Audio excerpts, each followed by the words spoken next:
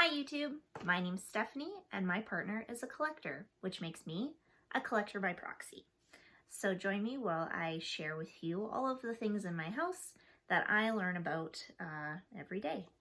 So today I wanted to share with everybody a movie that I watched a few years ago and then rewatched this week.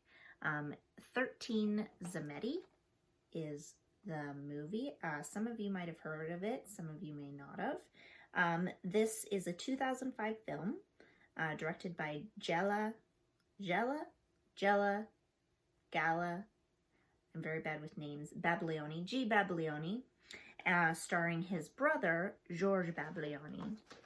13 Tzameti is a psychological thriller that is freaking crazy. It's very, very good. Basically, it's about a 22-year-old man, a Georgian immigrant in France who's living with his very poor family, and he is working as a roofer to try and help support his family, which consists of his mother, his younger sister. His father makes a very small appearance, but he's a very old dude, and I think the idea is that his father's too sick to work, which is why Sebastian, the character that George Baglioni plays, is helping. That's why him and his brother are helping to support the family and why they have to work so much. So Sebastian, 22-year-old guy, he's doing roofing jobs, and he comes to this very large house to do a roofing job, and we find out very quickly that the old rich man that lives there is a drug addict. He accidentally or purposely overdoses, and then Sebastian finds out from the old guy's girlfriend, who's played by Olga Baglioni, the sister. So all three of them are related. I thought that was pretty neat. But she plays the old man's girlfriend, and she has the unfortunate job of telling Sebastian that he's not going to get paid because this guy's dead. So Sebastian, hurting for money, wanting to take care of his family, ends up stealing a train ticket from the old man's mail, which he's heard from conversations between the old man and various people that this train ticket is going to take, or is supposed to take, the old man to a top secret job, probably criminal from the sounds of it, with the drugs and everything going on. That's going to make a lot of money. So Sebastian decides, he's desperate, he's kind of young and naive. He decides to steal the ticket and try and take the job that this old man was supposed to do. So he steals the train ticket, and unbeknownst to him, the police have been staking out this old guy's house, have also been going through this old guy's mail, and they are interested in this train ticket and where it is taking him. So they start pursuing him, and Sebastian takes this train trip with the police behind him. He has no idea what he's getting into.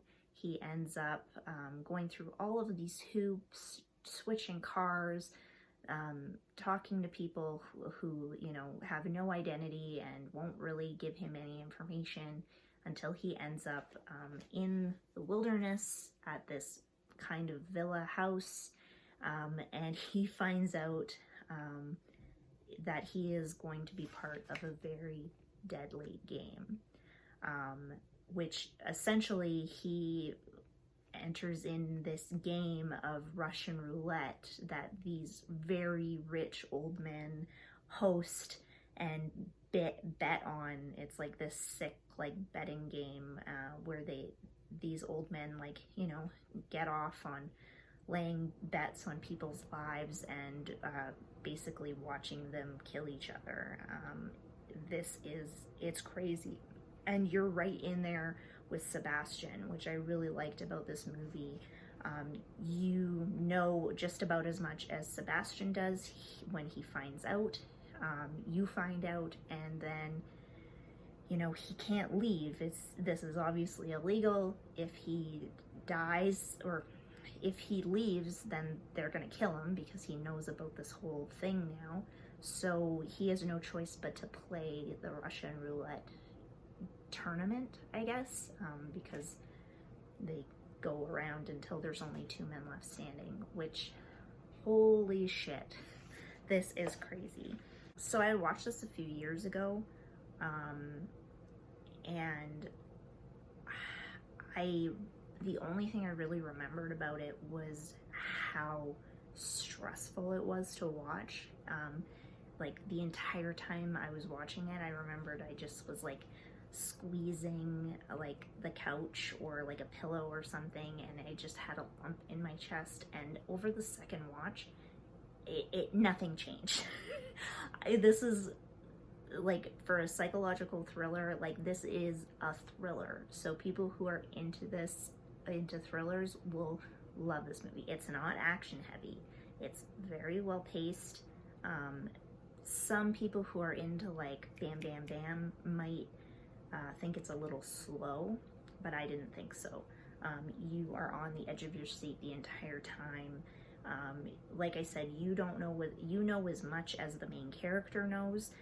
So you're always trying to figure out, you know, relationships between people or what's happening. You learn, all you know are the rules of the game, the stakes of the game, which are people's lives, and you watch basically these 13 Tzameti, you watch these 13 guys just go through this crazy stressful situation, and you're in it too. You're in it with them, which I really, really loved. This was made in 2005, but it's a black and white film, so obviously this was a stylistic choice.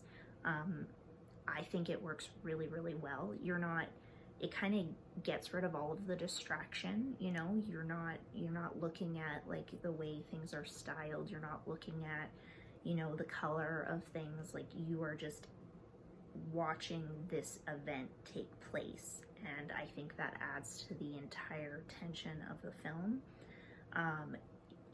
There's this light bulb scene.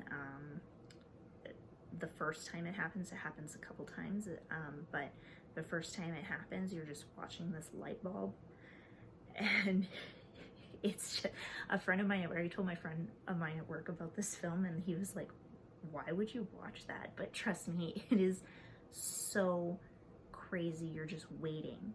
You're waiting with the characters. You're waiting for this light bulb to turn on, and it's just mesmerizing. I highly recommend this movie. I think it's great. So anyway, I just have to say that I really recommend this film. 13 Tzameti, not to be confused with the American remake. Same director, but Americanized. So I haven't seen it. I'm assuming, though, you get a lot more backstory.